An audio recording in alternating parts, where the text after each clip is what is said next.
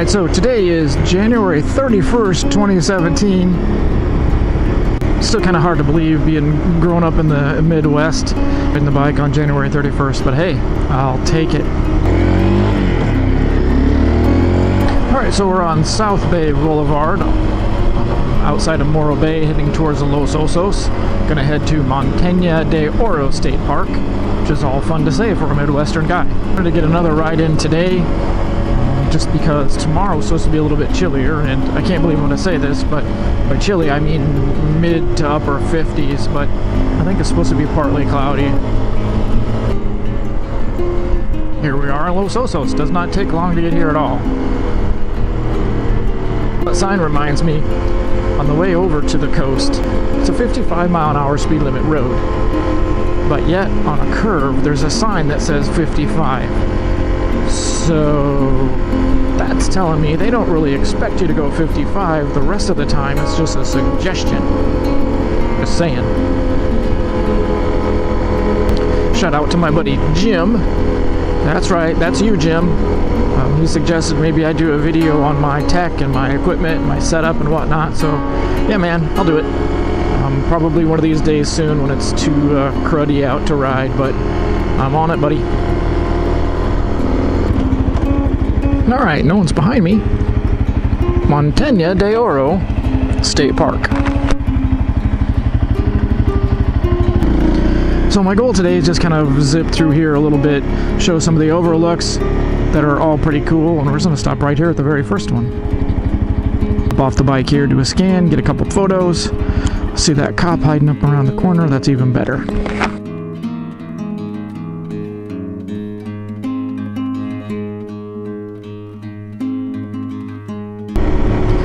So what I want to talk about today, some of the things I've learned in traveling when going to new places to get the most out of your time. The first thing you need to do is just do as much research as you can before you head out. And there's been some research, I believe, that I read somewhere on the internet, because everything on the internet is true, right?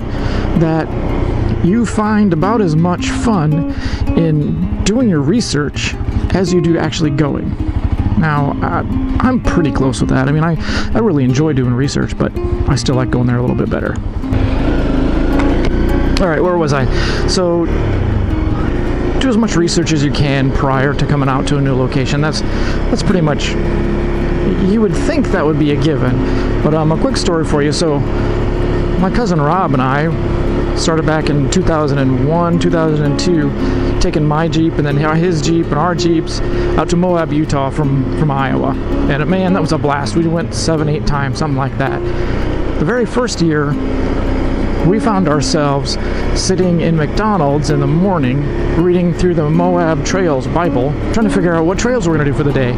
And that was a colossal waste of time. So, the first thing I recommend, do your homework, do your research, figure out what you want to do so you don't waste time while you're there.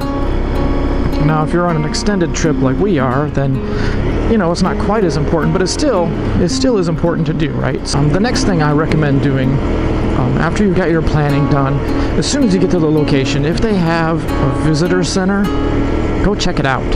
It may sound lame, but do it, man. They have tons of information. While you're in there, talk to the volunteers that work there, because most of them, or well, not all of them, are going to be locals. They enjoy talking to people from out of town, helping them out, doing stuff. Ask them things like, hey, where do the locals go to eat? What do the locals do for fun? So do that. Go talk to the people there. They like to tell you their stories or their secrets anyway. Check out the museums. Toss a few bucks in their jar if it's free.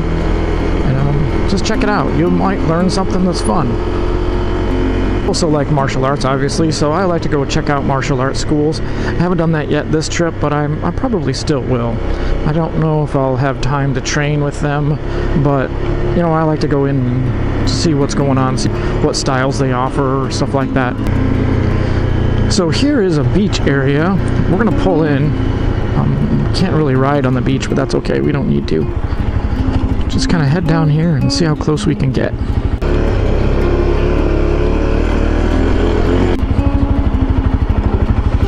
No vehicles on beach or dunes. Yeah, I get that. Wouldn't want to jack this up. It's really cool here. Don't know if you can see, but straight ahead there's some stairs. Just kind of on to the right there. And when we were here for our wedding, we had to park up at the top. We're going to drive past that spot in a minute. Had to park up at the top and walk down here. And as we got to the bottom, I noticed a sign that said, "Caution, rattlesnakes." I would think it would be a little bit more important to have one up at the top, but that's just me. All right, here we go.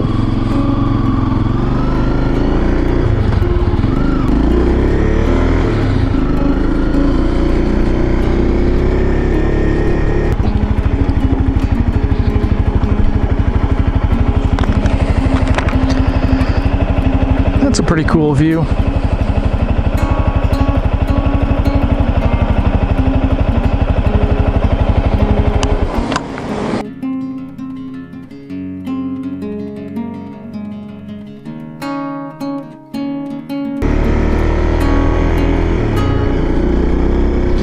I think people are gathering for the sunset. I really do, because you can kind of see some, I don't know, something in the air. I'm hoping it's just water vapor or whatever, but it's a little bit hazier today, so it's going to be a pretty good sunset, I would imagine. I'm going to head back to the end of the road back here. It's not a whole heck of a lot further, but there's a parking area, a little restroom, and there's a hiking area that you can go hike. We hiked when our friends were out here last year a little bit.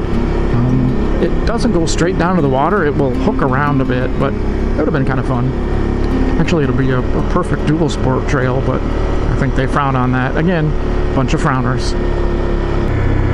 So we're getting down to the end of the road here on this stretch of the park. Again, it's not a very long stretch, but it's just really magnificent views, as you can hopefully see.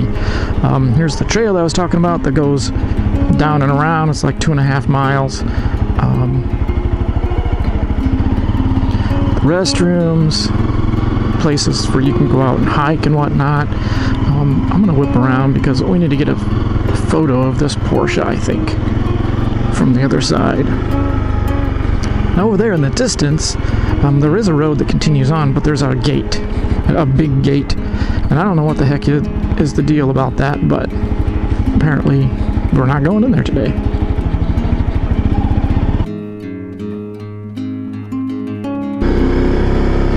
Looks like there's a trail cut out of the hill straight ahead. I don't know whether it's likely a walking trail now.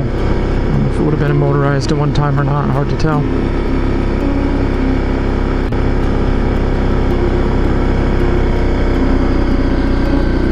This direction may actually be better with the sun at our back. I don't know how the camera took it with kind of going into the sun, so this will likely be much better view on the way back. Again, I was talking about what to do when you go to a new place, if you're going to be there extended time or even for a vacation. So in upcoming videos, I'm going to talk about that a little bit more in length and give links to some of my tools that I use. So for example, I have an app on my phone that allows me to download PDFs, and it does a GPS overlay. So things like national forests, you can use the motor vehicle usage map that shows all the roads that you can drive on legally, all the trails and whatnot. So if I'm ever questioned by like a ranger, I can pull out my map, my phone, and say, this is where I am exactly. And I'm in the right or I'm in the wrong, one or the other. Another nice thing about the dual sport, just pull over, man.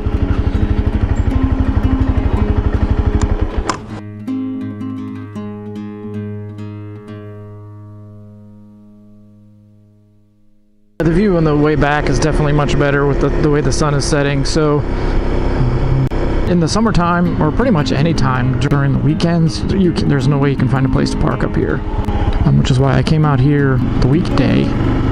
There's still quite a few people. It's like I said, because the sunset's coming up and it's going to be pretty awesome.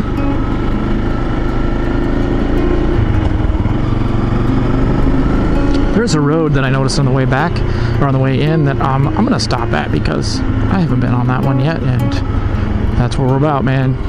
Checking out stuff.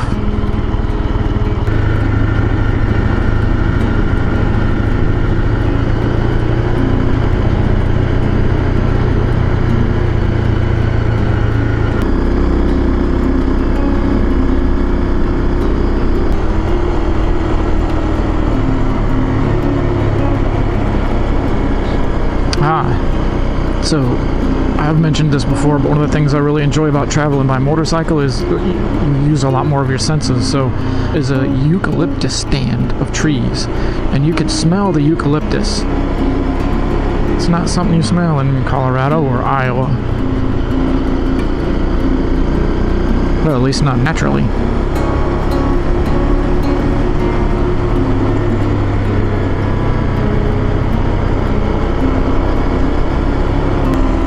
You could feel the air get a little bit cooler as you went down that little dip. Reminds me of riding home on my first motorcycle, that 78 CB 750K for Killer. Coming back from college, you would really feel, you could feel the difference in the temperature even in the summer when you go down little hills like that. Back at that time, man, white-tailed deer were not even a consideration. There's just so many more now that it's almost like they're suicidal. They're going to run out in front of you anytime. So it's one of the main reasons I avoid riding at night, at least in Iowa, at all costs.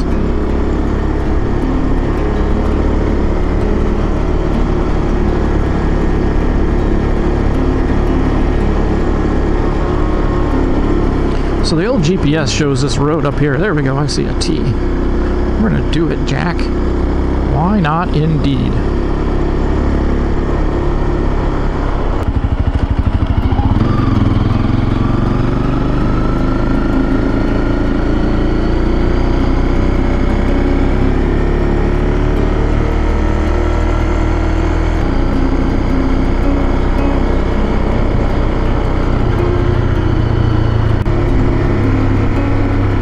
Don't know if it'll show up in the camera or not, but over there is the Morro Bay power plant.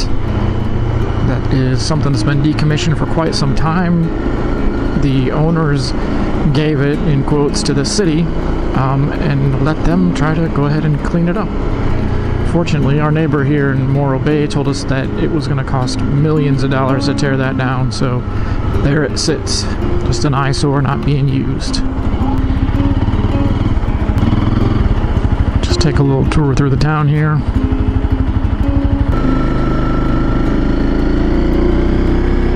So it wasn't all that exciting, but now I know where it goes.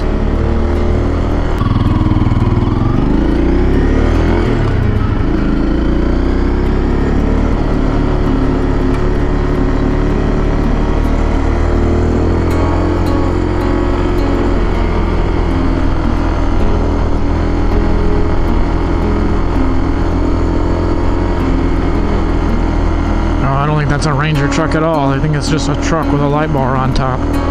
Well, well, well.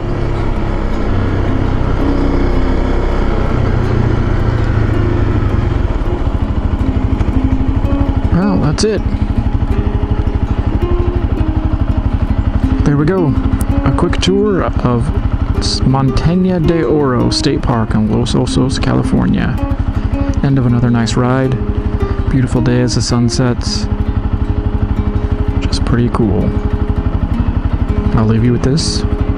Don't be a shaver.